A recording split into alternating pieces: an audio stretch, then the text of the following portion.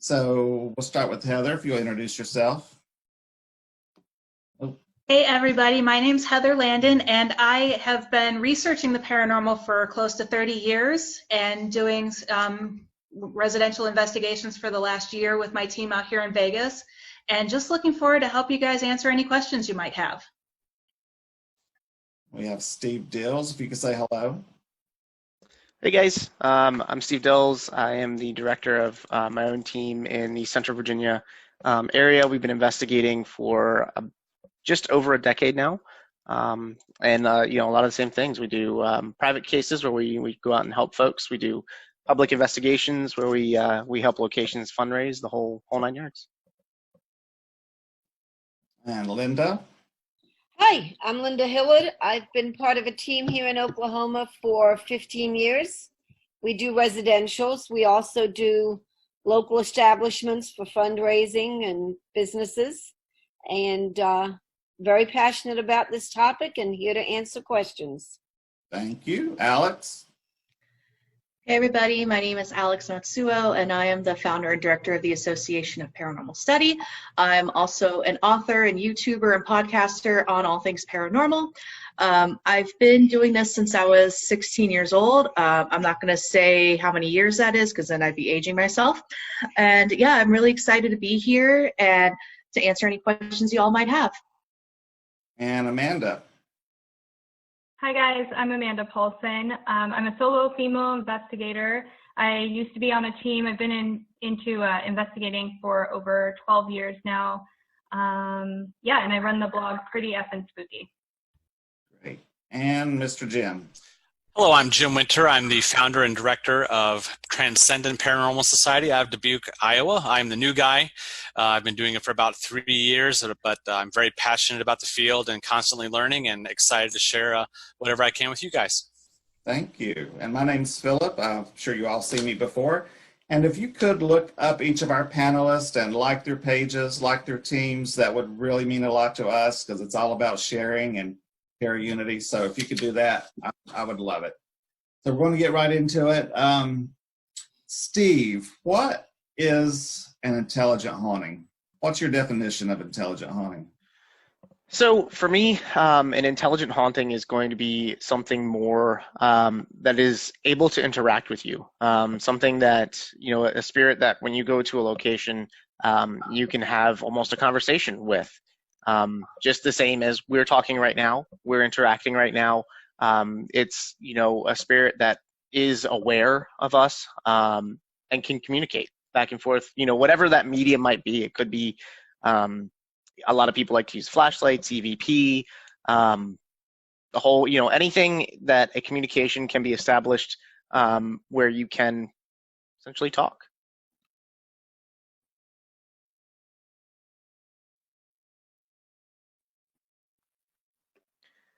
You are muted. Audio. Muted. Okay. Jim, what is your definition of a residual haunting? Residual haunting is different than an intelligent haunting. The big difference is a residual haunting, you can't interact and communicate with it. A residual haunting is usually a moment, quite often related to traumatic events, but doesn't have to be, that is caught in the environment, caught in a moment in time, and when the conditions are right again, that moment replays itself like a tape recorder. And it can replay itself once and be done. It can replay itself often, and you're sometimes lucky to catch it, and sometimes you're just not in the right place at the right time and don't see it. But the big difference between residual and intelligent is residual, you will not be able to interact with it. The spirit, if one manifests itself, is not going to see you, not going to look at you, and it basically ignores you because, again, it's not intelligent. Does the activity of what a residual haunting does it ever change? I think it does. It depends on the situation, the environment, and how that environment is being affected by you, other people, outside forces. I've never experienced one where it's changed, but most people aren't lucky enough to see a residual haunting more than once. Yeah. Okay. Great. Linda, what are some signs of intelligent hauntings versus residual hauntings? How can you tell the difference? Okay, well, like Steve stated, an intelligent haunting will communicate. They have the ability to interact with us and to communicate. That can be where you ask for a sign. Let me know that you're here. I can't see you, so you may ask for a knock or a tap, a door to open, a door to close. And if it's an intelligent haunting, those things, if they choose to cooperate, will happen. On a residual haunting, a door might open, but that's an energy that's being expended. It's not being manipulated by any kind of spiritual being. So we could have doors slamming, windows and cupboards opening and closing. We can get direct responses to questions in the form of EVP or through the spirit box. That's all intelligent. When you ask for something and your direct response is in relation to what you're asking, that's a really good sign of an intelligent haunting. Great. Okay. Alex, does someone have to die in a location for it to be haunted? No. If you've ever walked into a room after two people have had a fight, or you walk into the home of a couple going through a divorce, you can definitely feel that tension and that energy. And it's not uncommon for especially intense energy from the living to still be around. And I've actually run into that quite a few times where, because I do residential cases too, and we'll find the previous owners of the house and their history, and we'll find out no one died, but we did find out like the family was going through a divorce, or something really intense happened, like someone lost their job, things like that. So it's definitely possible for a location to be haunted by the living, depending on their emotional energy. I think that's the big thing to add on to that is that emotional, I guess, connection to that location or event that occurred there. You know, there could be a lot of, you know, both residual and intelligent hauntings that are occurring because there is such an emotional tie to that location, whether it's, you know, it could be death, but it could also be a place that you just loved. You absolutely loved to be there in life, and so that's where you want to spend some time kind of afterwards, you know. And so I see that a lot, you know, at some of the historical places that we investigate where it's just things that just want to hang out. And you're like, can we help you? Nope, I'm good. I want to stay here. It's So their happy like, place. Yeah. It's Yeah. like why are always is it mansions that are haunted? I was like, well, would you want to haunt a shack? I'm picking a mansion. If it's on the beach, maybe. Maybe a New York penthouse. That could work. Heather, some people think that a possible reason for a residual haunting is that it has a high level of humidity in the location. That water, you know, can hold an account of what happened there. It can be like a recording. What's your thoughts on that? There's actually several different theories associated with the humidity in the location. The first one is because water vapor is very high in energy in itself. So basically, as water evaporates, energy is absorbed around it, including any type of potential paranormal activity. The humidity in the air could be holding in that trapped residual energy, resulting in the haunting. It's also positive for the high level of humidity to open up the pores in wood and concrete and other building materials, which can also absorb energies, which later results in that residual haunting. The other theory is we need to check for the natural explanations as paranormal investigators. Areas with high humidity are also greater risk for mold growing, and large quantities of mold can explain some experiences people are having, such as headaches, dizziness. Black mold can give symptoms of depression, memory issues, rashes, and respiratory issues. So we kind of need to keep an eye out for both and determine and document that humidity to determine if it's something that is actually a residual haunting absorbed into it for the humidity, or if it's something natural caused from the mold. That's one reason some of our equipment are meters for humidity levels. Mm-hmm. Something we need to keep track of, definitely. That's fascinating. We had a case, And the humidity was so high in this house. It was it's a pre-Civil War house, but they were living in it. And I went around their bed, and their bed rails, the wood was covered in mold. The back of the wall was covered in mold and mildew. How they missed this, but that's toxic, from the high humidity. So we suggested putting a dehumidifier in it and getting someone in to clean the mold. So that can be a problem. All right, Linda. Yes. Does an event have to be traumatic to cause a residual haunting? Can it just happen because of repeated activity in a location? I don't feel that an event does have to always be traumatic. It's psychic energy, it's emotions that are intertwined with that, and emotions can be very dark or they can be extreme happiness. Like Jim said, somebody who wants to just be there because that's a place they loved. And I live in Oklahoma. I'm in the Fort Sill area, which is an old post. And we did a case where the quadrangle is where the officers live, but it's the original housing on the post. It's over 100 years old. This woman called us out. She reported seeing a soldier in 1800s dress walk through her kitchen at the same time every day, and he walked through the wall.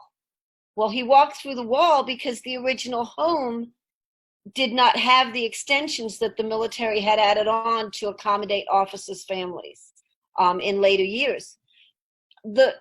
We did a lot of research. There was nothing traumatic about that home. It was a pattern of his daily routine that was just playing over a loop over and over again. So I don't think it has to be traumatic at all. On the other side of the coin, we did the Villisca axe murder house, which I don't think there's anything intelligent there. I think the whole thing is completely residual. And we caught an EVP. The two little girls that stay in the bedroom off the living room were the last to be killed. And their names were Lena and Ina. One of our guys walked in to check a piece of equipment. As soon as he crossed that threshold, the EVP we caught was a female voice saying, Lena, Lena, and then there were horrific screams. So that was a reenactment of what happened to them. And we just happened to be at the right place in the right exact moment when that played out. And that was a very traumatic event. So I think it can be either or. I don't think that it has to be all death, trauma. It can be a happiness or just daily patterns that somebody did something every single day, like in the military, on a set schedule, and that's just playing out. Walking up and down a staircase. Right. Staircase, hallway, same thing, I have a friend who whose mother passed, and she sold the house that her mother had lived in all her adult life. And the people that bought the house called her and said that, you may think I'm crazy, but we see a woman walk from the kitchen sink and sit down at the table constantly. And she said, well, can you describe her? And it was her mother. And she said, well, that's what she did every morning. She made her coffee and sat down at the table. So that imprint of her doing that year after year somehow is embedded in that environment. So right. Well, your house isn't haunted. She's not going to do anything. But I just thought that was fascinating that my client actually, one of my salon clients told me this, that she shared. That's something to make perfectly clear. Residual hauntings will and cannot hurt you. The only way you can get hurt is if you get startled and you trip and fall over something.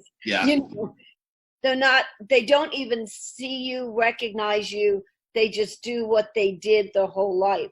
And you're not even part of the equation. I have a similar story to what you were talking about. We had a residential case where every morning at 3 a.m. the clients were hearing footsteps going down the hall and the cabinets rattling. The previous team before them told them they had a demon because it was at 3 a.m. Nice.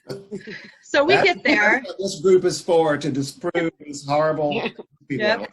So we get there, and I'm like, okay, if you're telling me someone's walking down the hallway and the cabinets are rattling at 3 a.m., okay, let's go, demon. And but it happened. It happened on video and audio. We got the whole shebang. We were able to get in touch and contacted the previous owners, and we found out the previous owner did pass away. But every morning at 3 a.m., she would eat a bowl of cereal. That was her ritual for like 50 years of her life. She would walk down the hallway, open the cabinets, get out her cereal.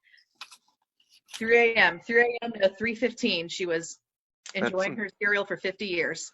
Serious dedication right there. Right? That's a lot of I cereal. guess it was part of her nighttime routine. I guess it helped her sleep for the rest of the morning. So. Or she could have been on, was it Ambien and night eating?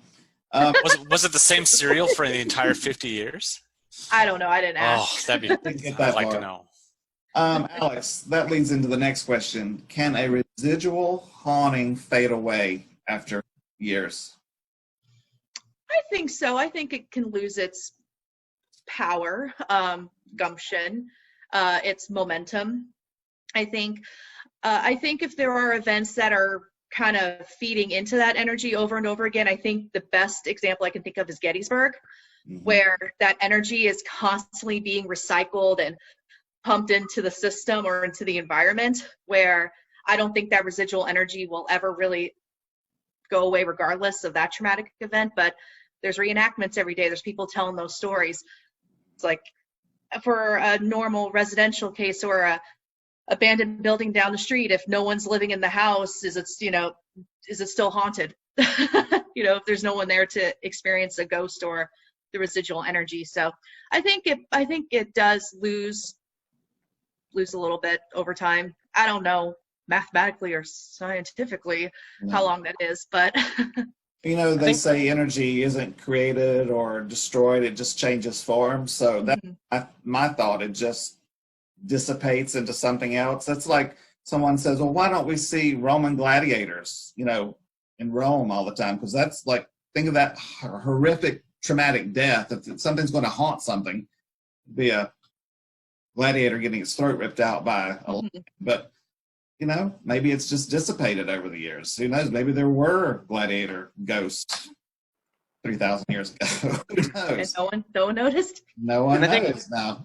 Like what Alex said, though, I think when you start like your example in Gettysburg, people consistently go and interpret and remember and talk about that, and you almost have to ask the question that has it almost transformed from somewhat of a residual haunting to something that the people have created. Like there have been form. studies. Yeah, like there have been studies where, people go into a location. I mean, I've seen it. People go into a haunted location time and time and time again, and they talk about, this, and then over the years, eventually this becomes an actual thing. And then other people start reporting seeing and hearing whatever this thing is. And you almost have to wonder, over time, all of these stories, does it manifest something in and of itself that's not necessarily residual in nature? It's just kind of human created and generated.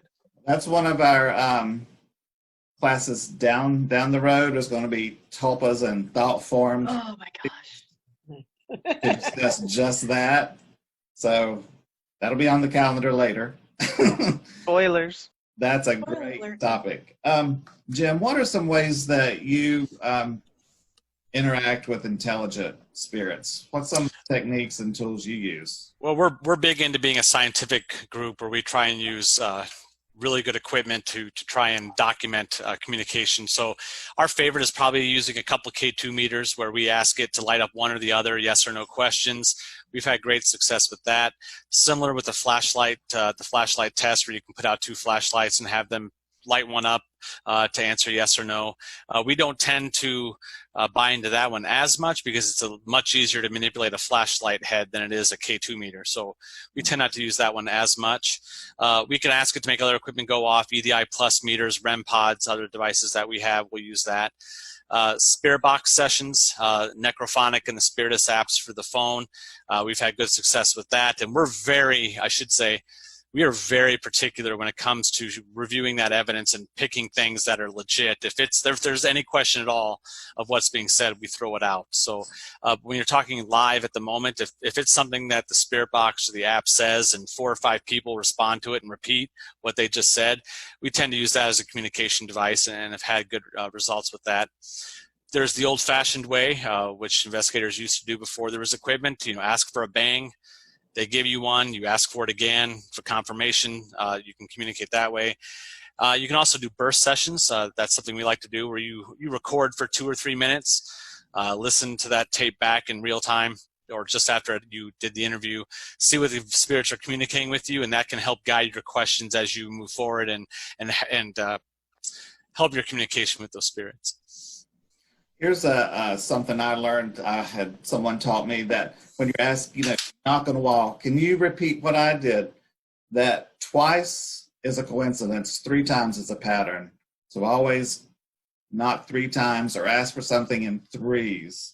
Because 2, it's like, that could be a coincidence. But if something repeats it 3 times, right, pretty good. And you also, when you do that repeating, you also want to make sure that the span of time in between you asking for that bang is different. You don't want to do it on the same 10 seconds, because if it is something at a piece of machinery or pipes and you do it you do it the same time span every time, of course it's going to do it the same repeat itself. So we always do 5 seconds. Okay, let's do 15, let's do 20, just to make sure.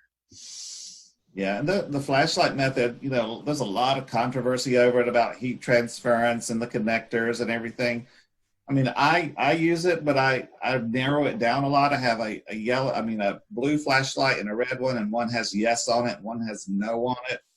Put them side by side and try to use it that way, just to narrow down the false positives a little bit. And I did the colors because they may not be able to read yes or no, or if they're colorblind, we don't know what colors they're seeing in. They can see yes or no, or we do right or left. Yeah, and we've also had really great success with the Estes method. It's something we've employed now with every investigation in the past 4 or 5, and that reduces false positives quite a bit. There are times where we had a girl at the Five Flags. It was a public investigation event. So this woman had no experience with the paranormal. She sat on stage with her back to us, blindfolded, her spirit box, headphones, all the stuff for the Estes method. We were all 50 feet away from her in the theater asking questions, and we asked her, what is your name? And within 5 seconds, she says, Alice. How old are you? Within 5 seconds, 16. Do you like to play the piano? Yes. So when you have something like that happen, 3 answers within the span of 45 seconds that are spot on to what you're asking, that's much harder to dispel than just the random yes or no correct answer. And if you're watching and you don't know what the Estes method is, look it up. It's about ITC, and you've probably, if you watch any of the paranormal shows, they're doing it a lot on the shows. It's where they have the blindfold and the headphones and the spirit box. But yeah, look, we don't have time to get it, the whole thing, but it's very interesting. Who wants to answer this one? I'm just going to throw it out there. We always hear about activity happening in a house when there's a disruption in the home, like a renovation or remodeling or something like that. Why do you think that causes activity to amp up? Disruption in the environment. I can take on this one. Okay. I'll try to my best ability, but I think that this is an interesting question to come in after what Steve was saying about how how us living beings can possibly manipulate the activity that's happening. Also, with that, I think that the surrounding area being changed can kind of amp up residual haunting energy, possibly even, cause it to go away.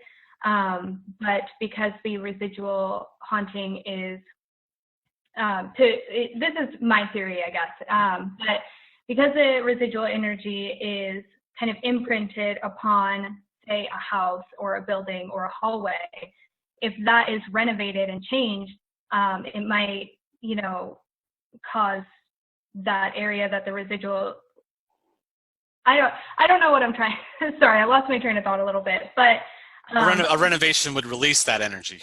Yeah. yes, yeah. I think that it's possible that a renovation would release that energy, and then furthermore, I think that if something were to be put in its place, it might cause residual energy in an area that might not make as much sense, but it could come back if maybe you were opening that door, so to speak, again.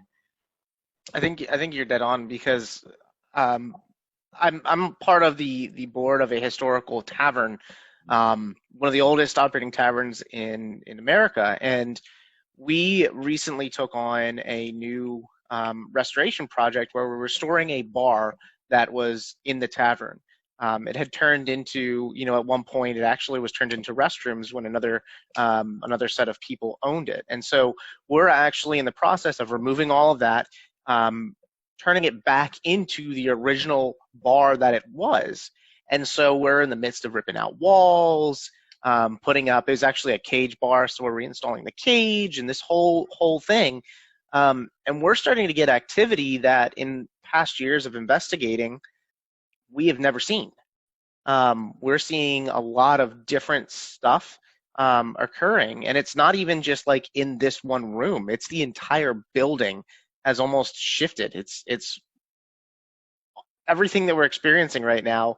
We're seeing some of the original stuff, but a lot of it is new, and we're not sure if it's because we are in the process of ripping down walls, if we're in the process of restoring it back to this kind of like 1800-esque bar, or what exactly it is. It's just we know that we're doing this project, and all of a sudden things have changed. There's a different energy. Do you think it's possible that all that activity is energy? It's force, hammering and nailing and all that is energy you're emitting into the environment. Do you think that could be a source for feeding paranormal activity? Like, we think they need energy to manifest. Is that energy being projected by the people renovating? Does anyone think that could be causing it? I definitely think that that's a possibility. And I think what's important to note too, while talking about, the theorizing behind the why of residual hauntings, is important to remember that we don't know for sure, but we can best guess, with our experience. And I definitely think that that energy could be feeding it, just like you could be feeding activity by seeking after it. But I also think it's possible on the opposite end too. But I do think, without a doubt, for myself, I would say that changes to the area, or to these tangible, actual things, I think that changes with that definitely manipulate residual haunting energy in some way, shape, or form. Anybody else have anything they want to add, or I'll go to the next one? I'm going to just put this one out there for anybody. We always hear, one thing about during our client interviews is one question I'm sure we all ask: have you done any renovating lately? That is on everybody's client interview form. That's something we want to know. How does the environment, such as weather, storms, affect hauntings? I can start on that one. I think they definitely have an effect. Weather and storms, especially if you think of everything being energy, humans, spirits, everything else. Thunderstorms, electrical storms are just that, very high potential sources of energy. So they will definitely affect a haunting and give spirits something to harness. Same with water. We harness water flow for energy. So water flow next to a location could also help spirits better manifest. Limestone and any other porous rocks, sedimentary rocks, and wood, for that matter, are theorized to be materials that can absorb energy. And like someone mentioned already, that energy could be put back out when there's renovations and such going on. So I think if the theory is that we are all energy, that spirits can harness the energy in storms and weather and water flow and limestone, and taking it one step further, I'm a firm believer that all humans are all energy as well. And if you have a thunderstorm going on, we just had one Saturday. We actually had a tornado warning Saturday during our investigation. And it was around that time that activity for our team was picking up quite a bit. So I also think that if there's heightened energy like that, like a storm or weather, that can also affect our humans' ability to interact with spirits and investigate and detect what's going on and have more happen to us simply because of we're able to absorb that energy as well. Other things that we overlook sometimes is keeping track of the solar phase and the moon phase. If there's high solar activity shooting rays toward the earth. Other things to look for at a location are extensive power lines at a location. Those things we want to take note of. Railroad tracks, because there's kinetic energy coming from trains going by. Usually at an investigation, if we're doing an EVP session, we hear a train, we always know train, But, and what we're doing is we're trying to keep track of these things and comparing, did this happen at this location too when we got an EVP? Was there power lines? Was there solar activity? We're trying to compare things to see what the correlations are between activity and the environmental signs that we have. So that's the reason we're doing these things, not just, we're looking for patterns. So like we had a case and we went twice and got activity, and then we realized we were there on the exact same moon phase. Like, that's interesting. And we got activity at both times. Can I piggyback off of that real quick before we move on?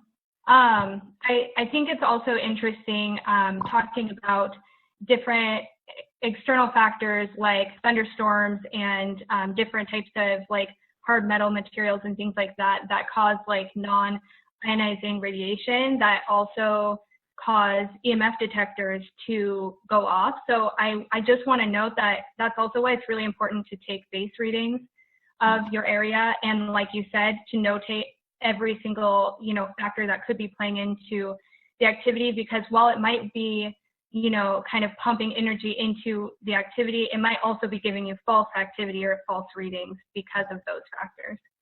Yep, that is a humongous thing, and especially with like you said at K2, it's not shielded internally, and so you want to make sure you are taking those baseline readings and understanding, the property.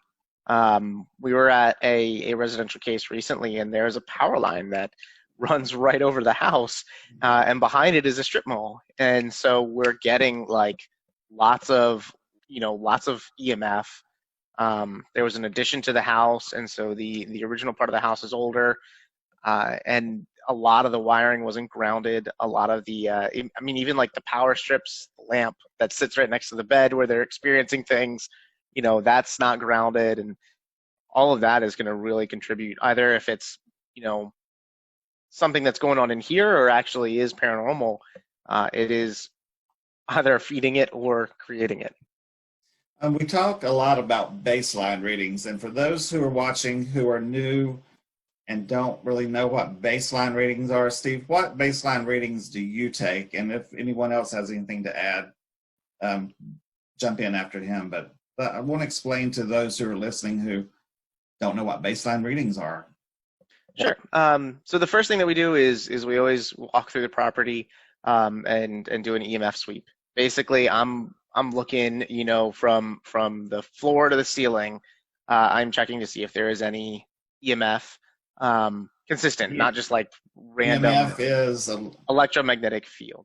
Thank you. And so anything like that, generally in a home, it is by wiring that's not grounded. So you see it a lot in older homes, basements. If you've got a basement and you've got all the wiring running above you, that in and of itself, there's not a super solid study that states this, but there is a lot of findings that high EMF can cause hallucinations. It can make you feel different ways, give you headaches, and a whole kind of slew of things. So we're checking for that first and foremost. After that, we are checking temperature. I want to see if they're, especially around windows, around doorways, and looking to see if there is anything that could cause, wind flow into the house, airflow into the house, that might be indicative of a cold spot. If we have the gear, we are walking around and utilizing, we'll go as deep as even Geiger counters, checking the air for particles such as black mold, both things that can create hallucinations and can cause quote unquote paranormal activity. So we're checking the entire thing, all the way down to, like I said, the power strips that you're using to power up, to charge your phone at night next to your bed, box fans that sit right there, the whole kind of slew. We're looking for anything environmental that could be indicative of a natural cause for something paranormal. Anyone else? Do you have anything different for your baselines that you check? We check carbon monoxide. Mm-hmm. Yeah, we also check for any seismic activity in the area. Mm-hmm. Yep. Humidity. Mhm. That's one that we're looking at too. Humidity, air Those pressure. EDI plus meters that are making a big kind of arrival in the paranormal scene right now are actually really useful because they do look in, they do record that sort of stuff. Because humidity, air pressure, temperature, especially temperature fluctuations, all of those things are really good baseline things to have. Any environmental data that you can get is always important. And I have noted that a drop in barometric pressure when EVPs have occurred a couple of times. So I think that's something that I'm very interested in, is the barometric change when an occurrence happens. And people are talking a lot more about spikes in radiation when an occurrence happens. Who wants to answer this? What equipment would you use to investigate a residential haunting? I can take this on. You mean residual haunting? Yeah. So what equipment? Residual, thank you. Long day. What equipment would we use in looking into a residual haunting? Yes. Okay. So I would definitely say anything that is static, like a static camera or maybe a motion detector in the area that the residual energy or activity is coming from. So if it's footsteps down the hallway, you can place something that is static, meaning something that stays there throughout the night or throughout the investigation, place it where the activity is happening. You could also use any type of sound device like a REM pod or something similar to that. Again, in a static place, I would suggest somewhere where the activity is known to happen so that you can catch it as it's happening. Because since it's not intelligent, we can't communicate with it. We don't know. I mean, hopefully in an investigation, you have an idea as to when this activity is happening. But I would suggest that you also, if maybe there isn't residual haunting activity that is known, you also want to have these static cameras or motion detectors in place anyway, just to catch things that you might not expect to be happening in an area that you're not in. But does anyone have anything to add to that? Because that's all I can think of right now. I have a thought that maybe you could help me with. It just came to me. Say you have a residual haunting that is footsteps walking down a hallway, and we use geophones, which tracks vibrations. We will put those on the floor. Would a residual haunting cause vibrations in the floor like an intelligent haunting would? Any thoughts on that? Would you think there'd be any difference? I mean, I think if I mean, I don't. Yeah, I have no clue. It just came to me. It's like, I wonder if there would be any difference, because it's an imprint versus a different kind of energy. I mean, yeah, but then it's also that the residual imprint of energy, if that is manipulating physical objects like cupboards, or if you're hearing footsteps, I mean, that sound should be originating from somewhere, but gosh, that opens up a whole other... Sorry about that, but it just came to me. That's a good question. In the third eye. Yeah. Well, I will say in the case at Fort Sill with the soldier, we did capture the sound of the boots walking through the kitchen. We didn't think to set anything that would detect vibration at the time, which now in hindsight I wish we had. But on the camera itself, we caught the audio of definite, you know, boots on a wooden floor walking towards a certain area and then disappearing out of nowhere. And the audio ends also out of nowhere. So We've tested. Oh, go ahead. Go ahead, Steve. I was gonna say we've tested that at a place called Old South Pittsburgh Hospital. Yes. My team would go down there quite frequently, and one of the reports that we experienced going down there and staying for weekends at a time is we would always hear footsteps going up and down the halls.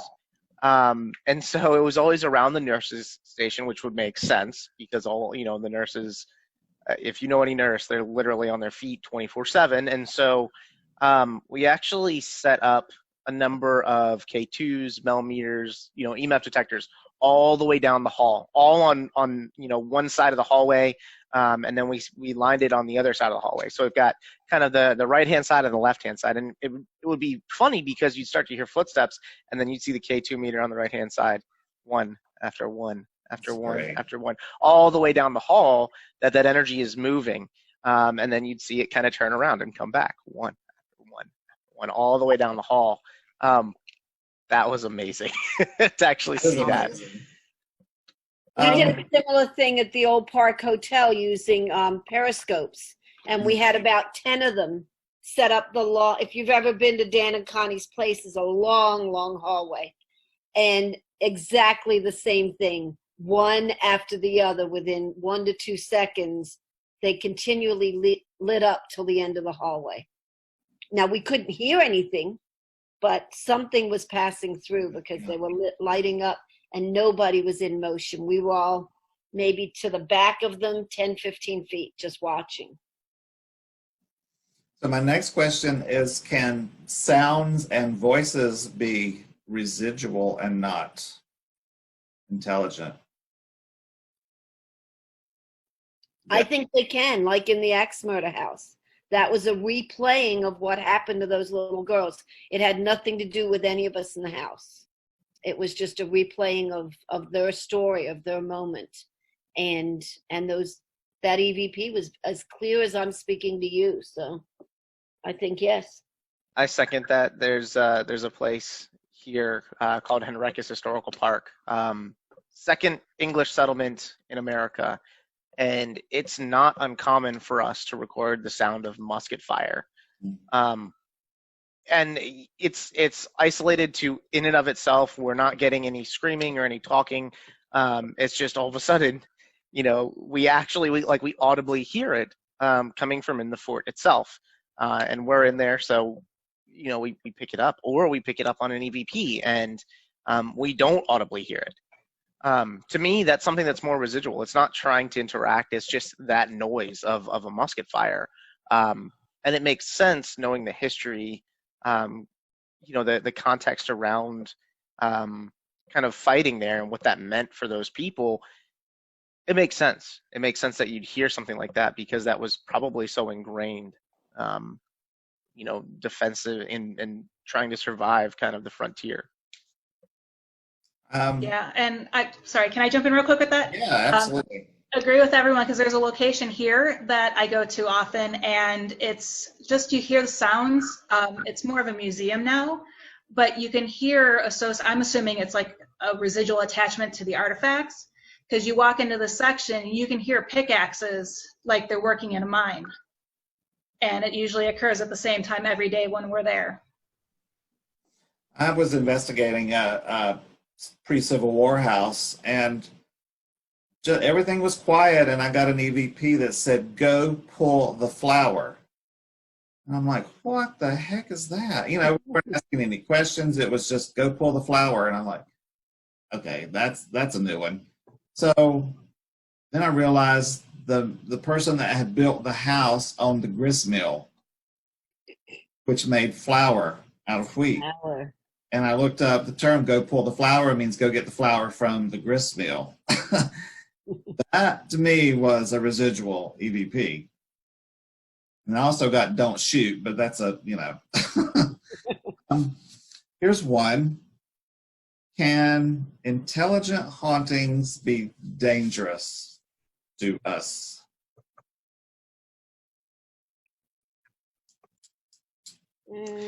If you get scared and trip and fall. What I mean, about people getting scratched and yeah, I would say I've encountered not a whole lot, and it's not often that I experience this, but I have seen intelligent hauntings where, I had an investigator come out and they had a bite mark the size of a child's jaw, like right here, and it's like you can't bite that, like it doesn't work. exactly?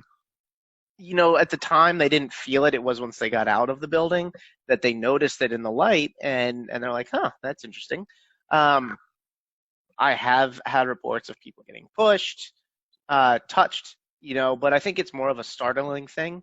I'm a very big believer of what you put into it is what you get out of it. And so if you're going into a location and you are going to provoke, if you're going to be negative, if you're going to be mean, you're going to get the same thing back. Okay.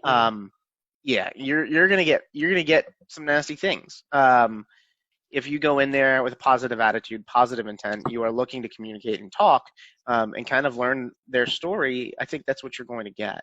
You're going to get activity either way. It's just, are you going to get a communication or are you going to get a lot of screw yous? I agree with that. Yeah. Oh, Go sorry. ahead. Oh, no, go ahead. Or Linda. Go ahead. Okay. There's a location that we go to a lot, and I'm based out of Raleigh, North Carolina, and it's in Hamptonville, North Carolina. It's called the Trivet Clinic, and there's one particular room where people have reported getting scratched, and I've been investigating this location for a while, almost on a monthly basis for 3 or 4 years now, so I've been there a lot. I've never been scratched, but I've noticed that the people who have gotten scratched are usually the ones who are provoking or just not treating the location with respect. So, I mean, we could all go to the exact same location. We'll all have different experiences. So, Steve, I think you're exactly right. You get what you put into it. But I'm also a firm believer of our energy, or the essence of who we are, does not change after we pass.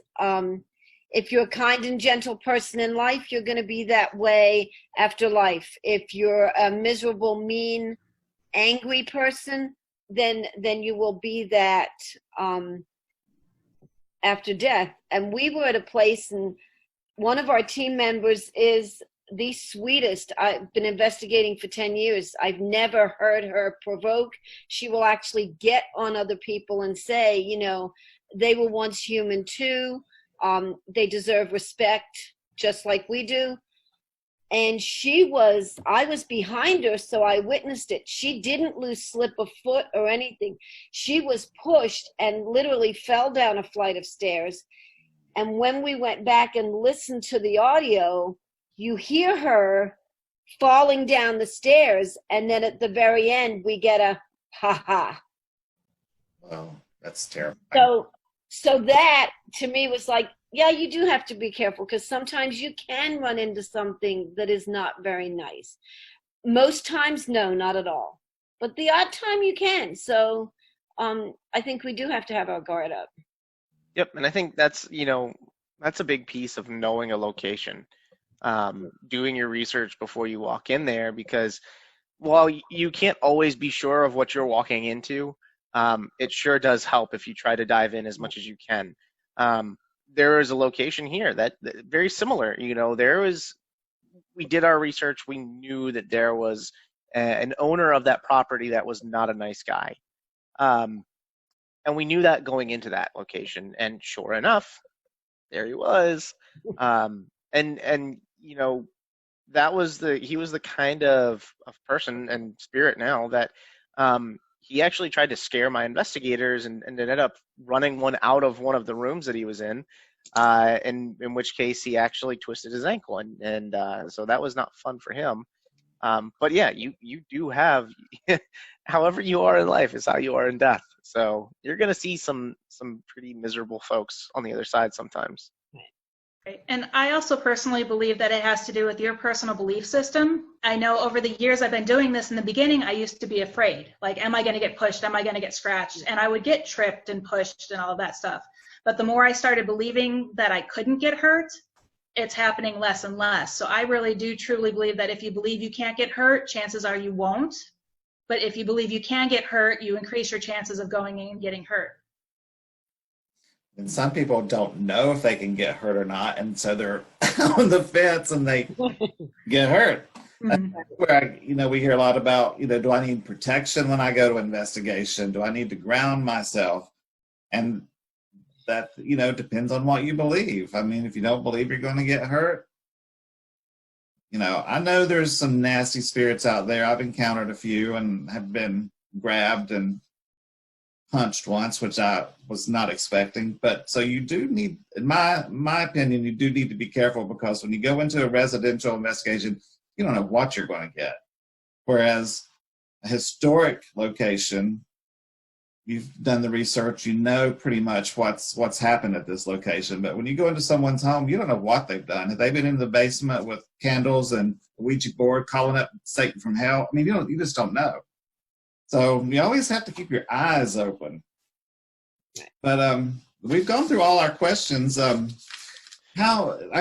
Here's one. Can you clear out, we know about clearing out an intelligent spirit out of a house or a haunting. What about clearing out residual hauntings?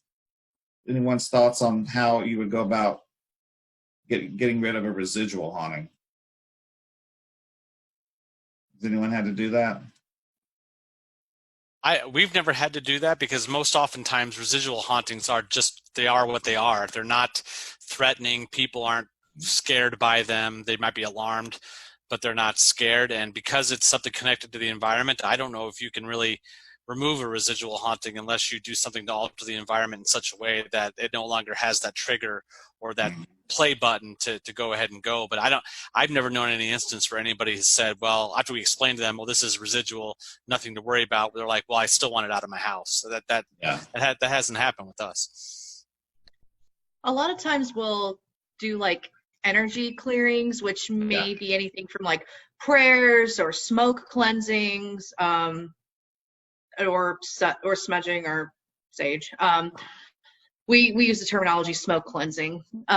So just things like that, or just having usually if it's a residential case, we'll have the owner sort of take charge of their space and do their own energy clearing. Because if we do it as a team, that's great. But if the owner isn't confident in what we're doing or they don't believe in it, then I don't think it's going to be effective. At least in our experience, it hasn't been effective.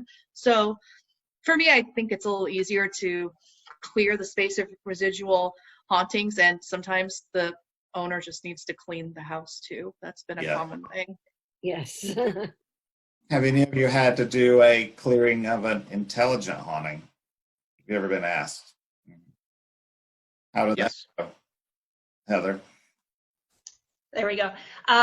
Actually, I went through the house and we used cascaria on all the windowsills and on all the door frames, and it was an immediate, you can tell the room was brighter. It's crushed up eggshells, preferably from black hens, and it's used in Santeria.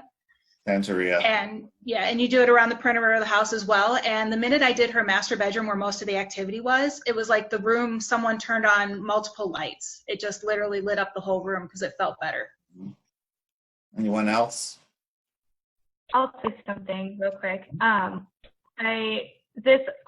of this, just for like the viewers, if there's people out there who aren't very familiar with some of this stuff, it also plays into, again, your spiritual view and what you feel comfortable spiritually or like metaphysically acting on with like banishing rituals or cleansing rituals. And I would encourage viewers to look into those practices and find which one fits best for you and which one feels appropriate for you to be able to enact on, rather than just,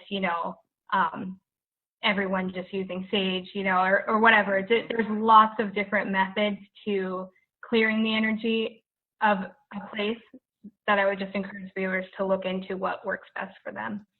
And I agree with that completely. What you need to do is find something that the client believes in, because if they don't have belief in what you're doing, then it's just not going to work. 100%. And that's exactly my point. We did a client that was Egyptian and he was Muslim. We're Christian. He was not going to have the confidence in us because it's two completely different cultures. And so we found a Muslim priest who came and did their version of a cleansing, and immediately, like Heather was saying, everything lifted, everybody was on board, everybody felt it. And in my opinion, that worked much better than me trying to cleanse his home. Coming from a Christian perspective, he actually needed somebody coming from an Islamic, a Muslim perspective, in order for him to buy into it and him to have confidence in what was going on. The other thing is you really have to make sure the client is completely on board with whatever method is the plan, and they're willing to continue with the follow-up, because often we've had clients who were on board. We did the blessing, did the prayers, brought in outside people to help out, and then they bring their neighbors over like 2 weeks later and they talk about the haunting that they had, or they're not doing what they're supposed to be doing, like say, keep a cross, by your doorway, or bury these crystals and stones on the four corners of your property, or, do your own like prayer and cleansing every 2 months. If they're not doing the follow-up, then that's the other thing that gets at least a little frustrating for those of us who do residential cases. And that's something I've learned, and I've really had to talk to the clients and say, this has been a part of your life for 5 years. There's a good disclaimer. It might not work right away, but here are the steps you can take to ensure that things stay calm and peaceful. And are you committed to doing that? So. Absolutely. It's when you're clearing the energy of a house, you're also retraining the client in the house to try to think a different way. We had a client that they referred to their house as the cursed house. This is the cursed house. Welcome to the cursed house. Well, hello, let's change the name to the happy house or the wonderful house. So that's one of the first things we did, was we made them a beautiful sign that said the blessed house. You have to change the client's way of thinking as much as you do waving the sage around and putting the crystals everywhere. So it's a process, and sometimes doesn't always work. But that's when we say we're always here for you. If you have any problem, we're always here. Call us back. And then we say, oh, did you move the Bibles? Did you move the crystal? Well, yeah, just the way people's nature is. After it's gone for a while, they forget about it, and things can come back. So we do have a number of questions. Excuse me? So we do have a number of questions in chat. Do you quickly want to run through those? Finally, yes. Go for Okay. it. I don't have it on because I've got this. Yep. I'll read all the questions, and we'll just do a shotgun approach. So whoever wants to answer it, go for it. Yes. So Tammy asked, what if the property is torn down and another structure is built? Would that residual haunting replay within the new environment? It can, in my opinion, yes. I think that goes with what the story Linda was telling us earlier. Right, because that house is completely different floor plan wise than what it was in the 1800s. It was maybe a 3 or 4 room house. Now it accommodates a high ranking officer. It's a 2,900 square feet or whatever. It's huge, and it's still happening. But they're walking through walls instead of a door, because in their day maybe the door to outside was there. So there's also something transient hauntings, which means that happened at your neighbor's house, but they like your house better. I mean, people have also, said that's been the case. Well, it didn't happen in this location, but it happened here. But we believe that spirit is in our location. Next one. Next is from Carissa. Do you think ghosts or spirits understand different languages once they pass, or if they're only able to utilize their birth language? And her context is she was investigating Friday and found possible Native American, interactions or an EVP, and I got her kind of thinking along those lines. As far from a mediumship perspective, it depends on if that is a spirit that's what we call earthbound. They're going to be the same. If they don't know French on this when they're walking on earth, they're not going to know it if they're in that next level. But if they have gone to the light, so to speak, and are coming back as helper spirits, that's a higher knowledge, and I believe they can. They're more knowing. But if they are if they've chosen to stay in this earth plane for whatever reason, they're not going to know a different language. That's my opinion. Someone else may have a different opinion. I will say one of the again, back to Henricus, where I've investigated a lot. It is the only location that we've ever recorded non-English EVPs, and there were 2 Native American. We were able to track it down to the broad kind of Algonquin language, which is native to this area, and it was in reference to us just talking. We were just trying to communicate with whatever was there. We were introducing ourselves, and we recorded this other language. And there's not that many people that can interpret it anymore. It's kind of one of those languages that is now dying out, just because that's how a lot of languages unfortunately end. And we were able to get it interpreted, and it was just somebody saying hello to us. They weren't really answering any questions, but it was a female that just was saying hi. They weren't speaking in English. We didn't get any follow-up to that. We didn't get any follow-up, especially in that tone. But we did record that EVP. So if something was aware that we were there, we were trying to communicate in a friendly manner.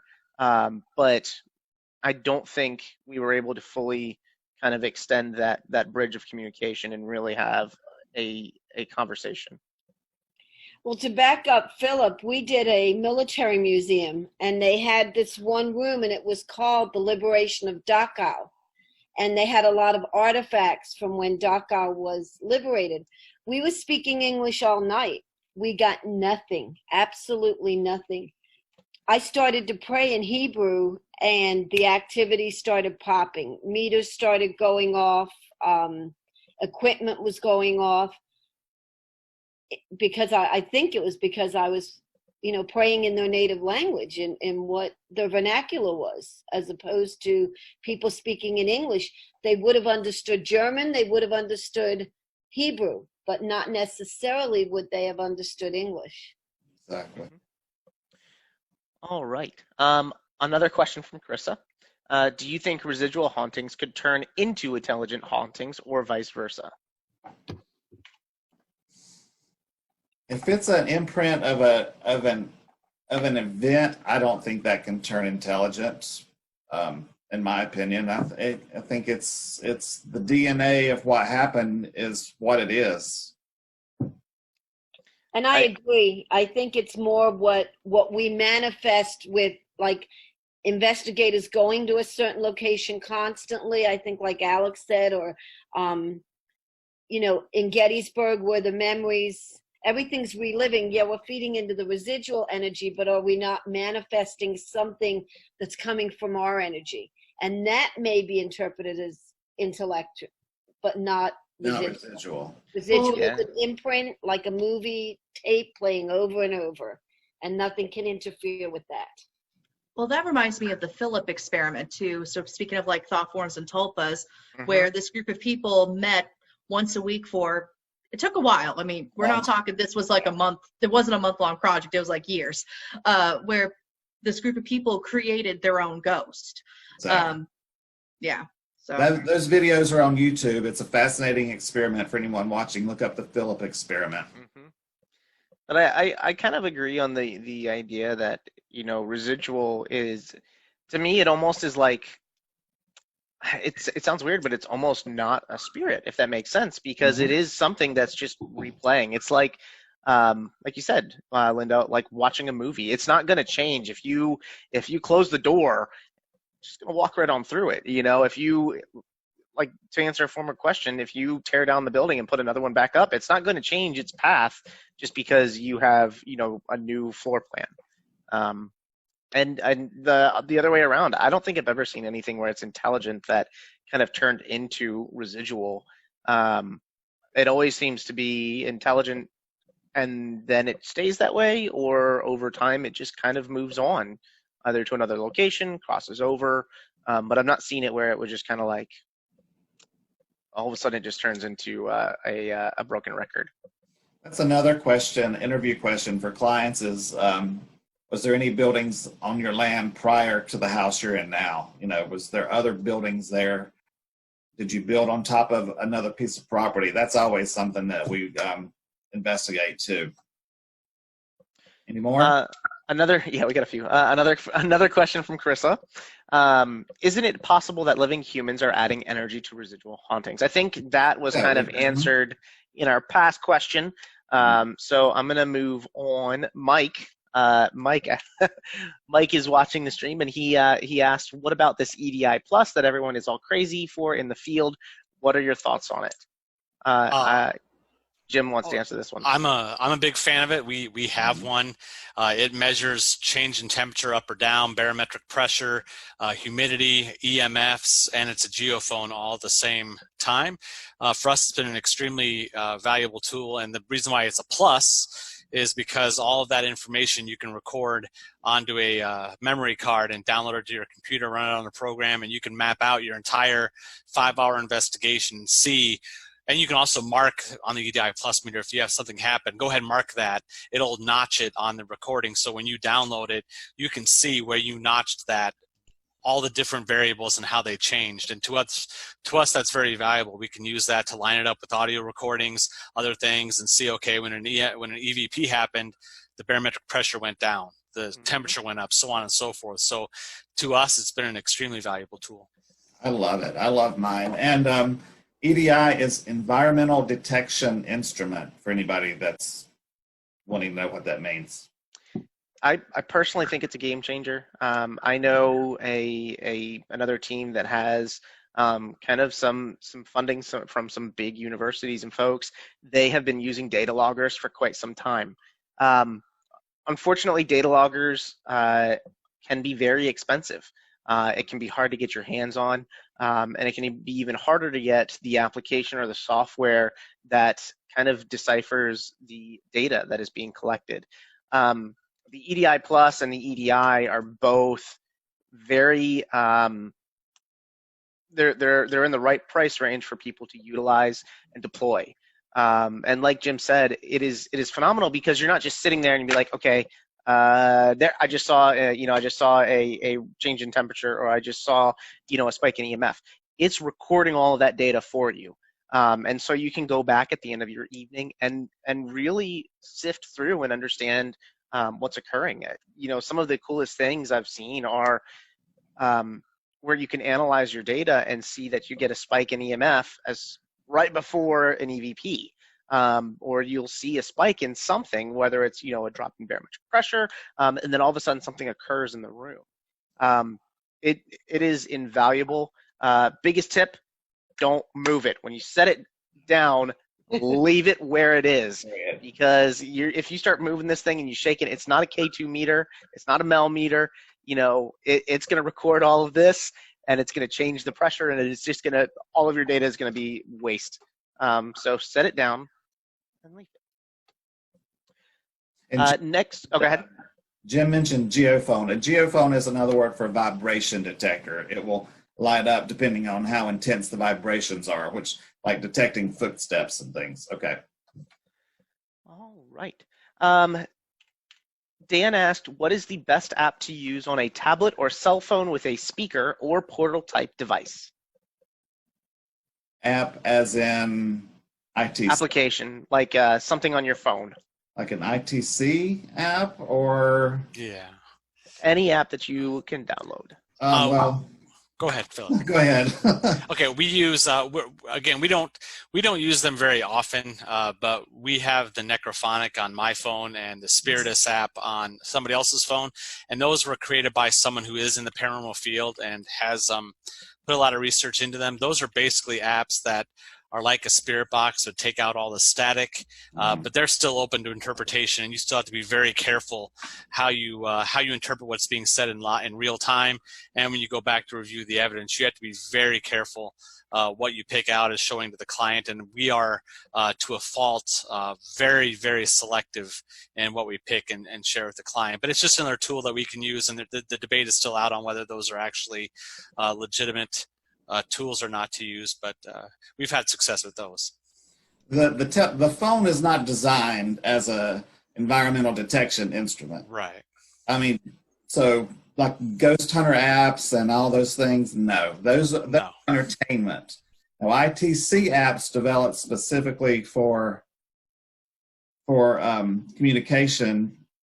If you have the right ones that aren't programmed words and other misleading things, they can. I have my own app that I developed.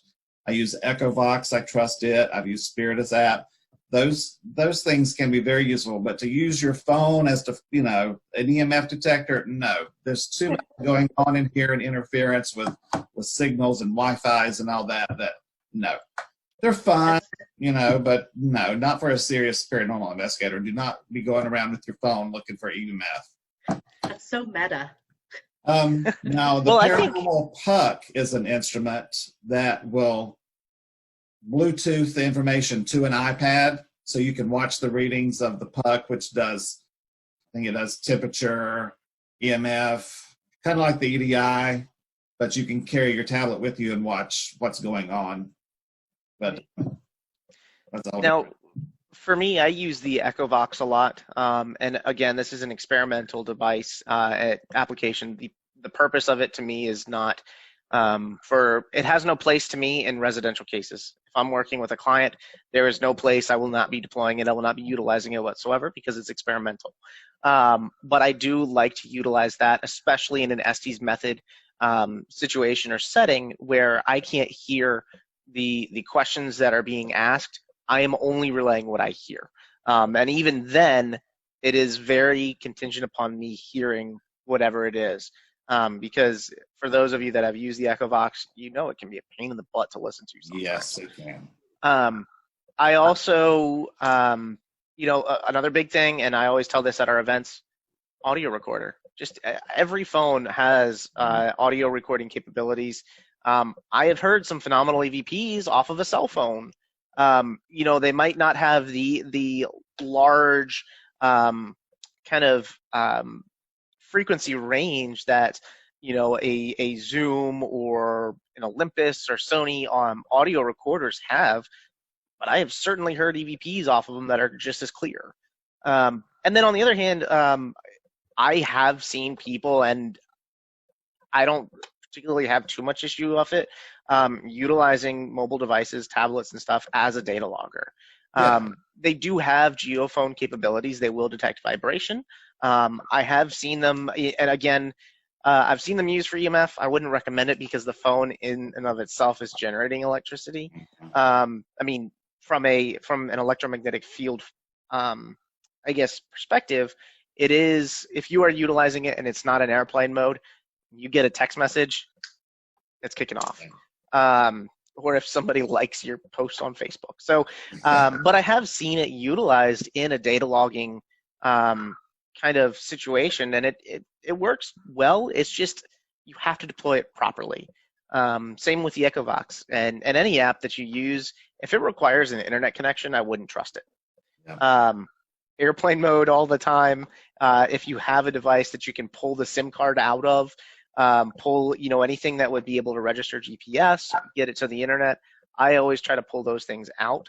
And I'm not saying break your device, but if you have something that you can pull it out of so that you have a little bit more validity that it is not something where this application is tracking your location and then just kind of Wikipediaing it and then feeding you words. I'm super paranoid about that sort of stuff. So. Be paranoid. Another question, Renee asked, have any of you dealt with elementals? I'm going to throw this to Jim because I think he said yes in chat. Yeah, we have the team that I was training with very early on in our career. We were at the Grand Opera House in Dubuque, Iowa, up in the costume shop, and both sides of the costume shop are full of costumes. You can't get into there, and we were shooting with a thermal camera about 8 feet in the air, and we caught something that was blue just like everything else around it, but you could see the outline, and it saw that we were looking at it and turned its head and ducked away, and we didn't see it at the time, but in evidence review we looked at it, and it looked perfectly like, for lack of a better word, a fairy. It had a hood over. You could see its nose, its eyes, its mouth. You could see wings on its back. And when it turned and moved away, the wings fluttered or changed shape. And that's one thing for us to see it and analyze it within our team and think, oh, that's really cool. And then we were at a paranormal convention in Minnesota, and Grant Wilson happened to be there, and we asked Grant to come over and take a look at it. He viewed it on a large screen. He couldn't make sense of it and asked us to send it to him to analyze. And Grant is somebody who, if you ever need help with elementals, Grant is a great guy, and he'll respond to you just like anybody else would. His paranormal career started by seeing elementals in his backyard. And he has a lot of experience with them. So if anyone ever needs any help with that, feel free to reach out to Grant, or I'd be happy to reach out to him for you and help you out with that. That is on the list for a future class. Yeah, we should have another class on that one. Yeah. But yeah, see if we can get Grant Wilson for that. Yeah, that'd be fantastic, because that's not something I know a lot about. I'll text him. And I think it largely depends on your belief system. Like a lot that we have talked about tonight, especially with, like you said, cleansing. I know like Alex and Amanda and Linda and Heather had talked about with cleansing, or kind of defining your space in your residential home. It's something that falls into a belief system, if you will. So, we've interacted, or not really interacted, but we've experienced and come in contact with something called a pukwudgie, which some might consider elemental. Native Americans, it was just a spirit of the forest. And so to us, just because we've moved into the future, it's an elemental. To somebody of a different kind of belief system, it might not be. So we actually were able to pick it up on a FLIR. We asked it to come a little bit closer. It did when we tried to approach it, and it just right off into the woods. And I mean, you could tell like the shape of this being was this tiny little, if you look at the description of a pukwudgie, I'm not talking about Harry Potter style, but like an actual Native American, lore. It fit the description to a T, and it was just so phenomenal to see and kind of experience. All right. A good friend of mine, John, asked, can an intelligent spirit also be responsible for residual events? I think you can have a residual and an intelligent in the same location, but I don't know if one would influence the other. Maybe the energy from an intelligent haunting could bring on a residual somehow by the energy, but I don't think it would influence it or create it, or anyway, that's kind of the question. But anybody else? I think that it's possible that residual and intelligent hauntings can like maybe layer themselves, although I'm not too experienced with seeing that myself, that maybe there's two separate things going on. But I don't, in my experience, I haven't seen the two interacting or the two molding into one or the other. But I mean, anything's possible in the field, but it's just, for me, it's something that I've not seen, so I don't know. Trick you and just pretend that it's residual. That's what I was just going to say, is that they can act residual as well. Like if if the spirit wants to, I guess, tick you off, he could walk down the hallway at 3 a.m. every morning and make a bowl of cereal. Or they can, just do things because their habit was like that in real life. They continue that as well, and it not be residual. All right. Our last question, and if I missed anything in chat, please yell at me, was from Chris. Do you think a lot of older methods are coming back to be more popular versus some of the newer technology?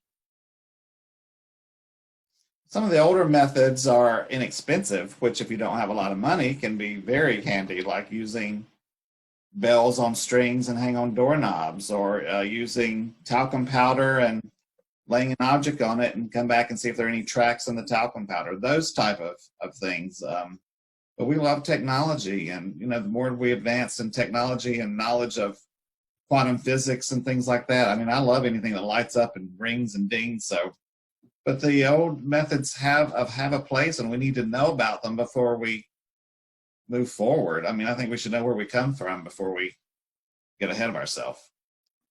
Absolutely. I also think it's important to maybe as a beginner to ground yourself with the older methods, which are the lesser technology methods, in order to kind of go forward in the paranormal world and to be able to use those techniques when you don't have all of your equipment. with you. But I think that there's value in all ends of the spectrum on that. And if anyone's interested in old methods, look up Harry Price. He's like the original ghost hunter from the 20s.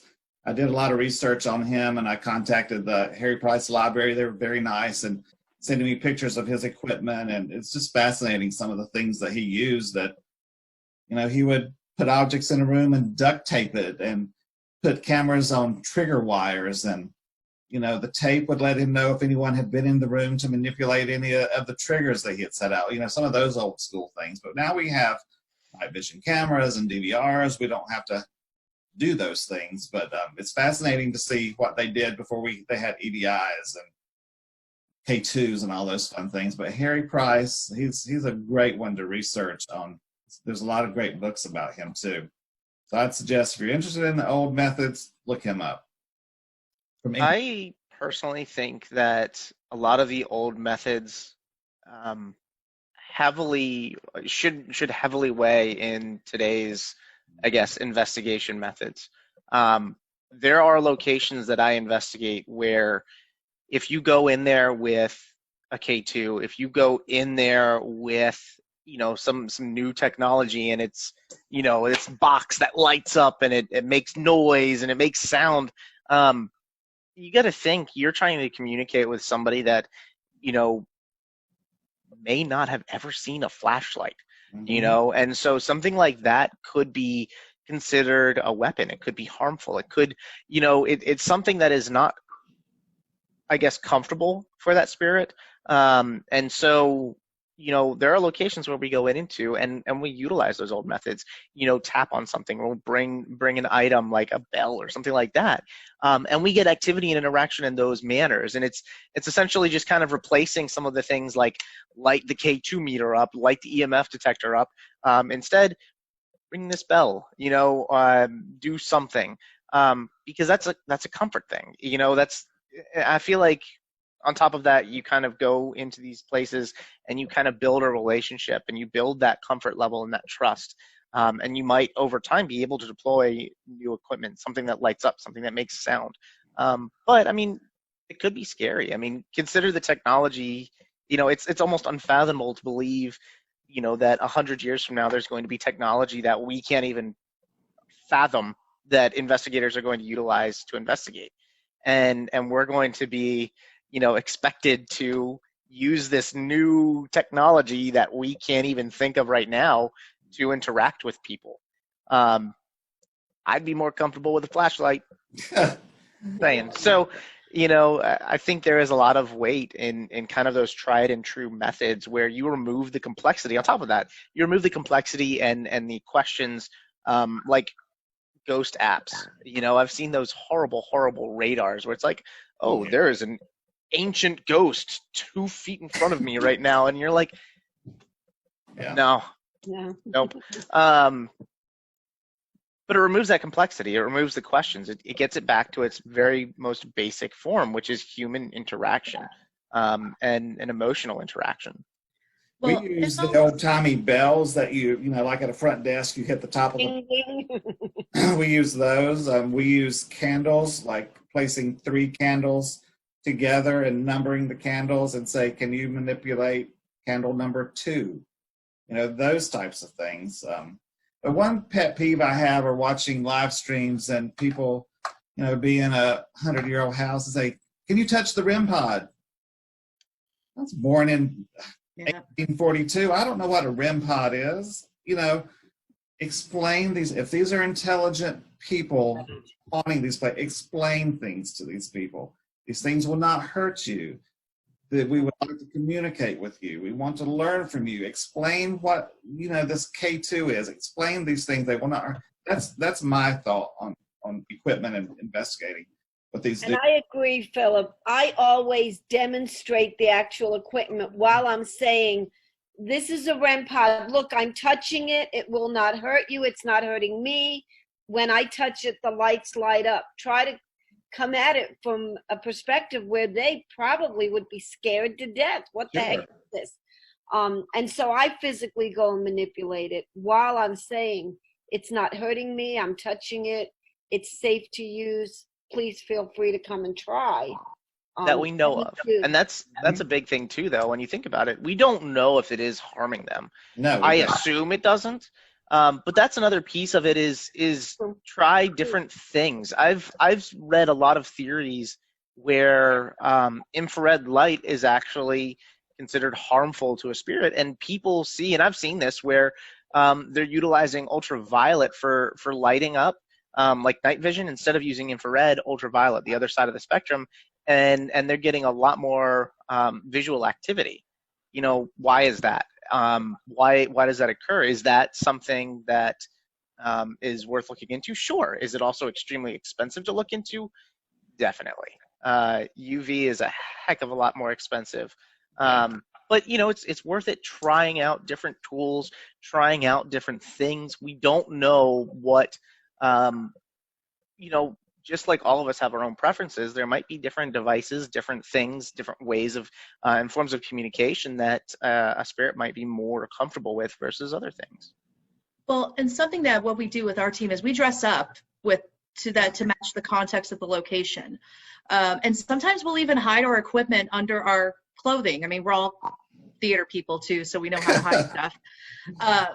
And we also will write scenarios for each location, and we'll actually start off with after we do our baseline readings and set up, we'll start off with scenarios.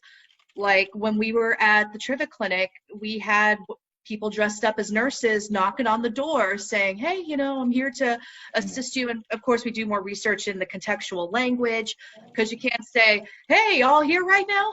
You know, like if we go into a plantation, you have to go in and greet the man and the lady of the house. And you don't say, hey, can we sit here and talk to you? It's no, let's sit a spell. You know, just knowing the terminology back then and dressing up. When we were on the USS North Carolina, we came on with our costumes on already, and we were mostly women at the time. So no, it was all the women who dressed up. The men didn't, because they were lame. No, they were awesome, but they didn't dress up. But what was interesting was, previously, all these other teams reported, hey, you know, they talk about the war and you know, so we were expecting, like, we had pictures of like Pearl Harbor, all these things ready to talk. They would not talk about the war with us, but we were also women. Ah, interesting. And our skirts kept getting flipped up. but we had it on video, and we got some really remarkable data from that. And I think there is some merit to bringing something familiar and even just treating them like human beings. When we went on the USS North Carolina, we were like, oh, we're looking for some sailors to take us out tonight. And then when we went to the officers' quarters, we actually, it unintentionally provoked a rivalry between the enlisted men and the officers. We're like, well, I'm going to go talk to the officer because I know he makes money. You know, things like that. And it was fascinating. So definitely, I would say I'm very much advocating for role playing, reenactments, you know, kind of taken off from the Gettysburg thing. There's a guy named John Sable. He's known as the Ghost Excavator. I love John Sable. Oh, he's so good. That's actually, he was one of the first people to teach me like that way, and then we just took it and ran with it. And he has some amazing ideas. Oh my gosh, he's so good. We need to get him on here because he would be amazing. I love John. Yeah, definitely look up John Sable, especially with his anteatum data. When he's dressed up as a general. I'm trying to remember, but they're reading this plaque of all these men who died at Antietam on the bridge, and he calls out the name Alvin Flint, and you hear this young boy's voice say, I. And he's just doing this, and he's doing a roll call.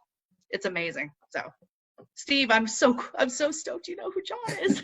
We've actually, I've had him down to the Hanover Tavern, which is the tavern that I talk about, to do, well, he calls them sketches, but reenactments, essentially, him and Mary, and like what you were talking about, and some of the things where we're talking about residual hauntings and intelligent, how things interact and where the comfort level is.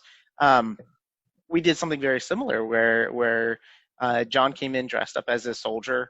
They're, you know, the tavern saw a lot of Civil War presence there, both from both sides, both armies. And so he dressed up as a Union soldier because we actually had a Union soldier that was hiding at the tavern. And this is in Virginia, Confederacy. And so the owner of the tavern at the time was a Union sympathist. The Union Army came through, and there was one soldier that was wounded, and so he stayed there for a number of weeks until he recovered, and the Union Army came back through. As soon as the Union Army moved out, of course, it was back in Confederate hands. They would consistently come and search the building, and they would never find him. Somehow, we don't know where exactly in the building he hid, but he was able to hide and get through all of this. The cool thing, though, is when John comes in and, we have dinner in the tavern for this event. We tell everybody, if you can wear period clothing to the time, that would be awesome. If not, no brand names, no Nike, none of that sort of stuff. We cook dinner, and it's all Civil War smells. It's like chicken and just basic foods, nothing nothing crazy. We have people dressed up. We're playing music that would have been from that period. So you have the smells, you have the scents, you have the sounds, and we give everybody a little bit of a dialect that they should use. Use this word instead of that word, or this sentence instead of that one. And when we started going through some of these things with John, it was amazing because we were investigating 3 buildings that night: the tavern, a courthouse, and a jail. And as soon as we're reenacting or interpreting something in the courthouse of a female sitting down at the judge's chair and trying to call the court to order, all of a sudden we hear activity in the courthouse, in the jail, and in the tavern. We're hearing walking, doors opening and closing. In the jail, you hear a lot of shuffling, and it was just phenomenal what you can find in a location when you kind of try to contextualize how you're investigating. There's lots of times where I don't go in wearing a transcend, shirt. I'm going in plain clothes, or I try to remove it or try to dress, like you said, just as something that would have been there, would recognize, to be comfortable. Amanda, John's done a lot of research on layers of a haunting too, and how residual and intelligent spirits can interact, and it's fascinating research. So I've made a list of people I'm looking up already. So John owes us money for free advertising.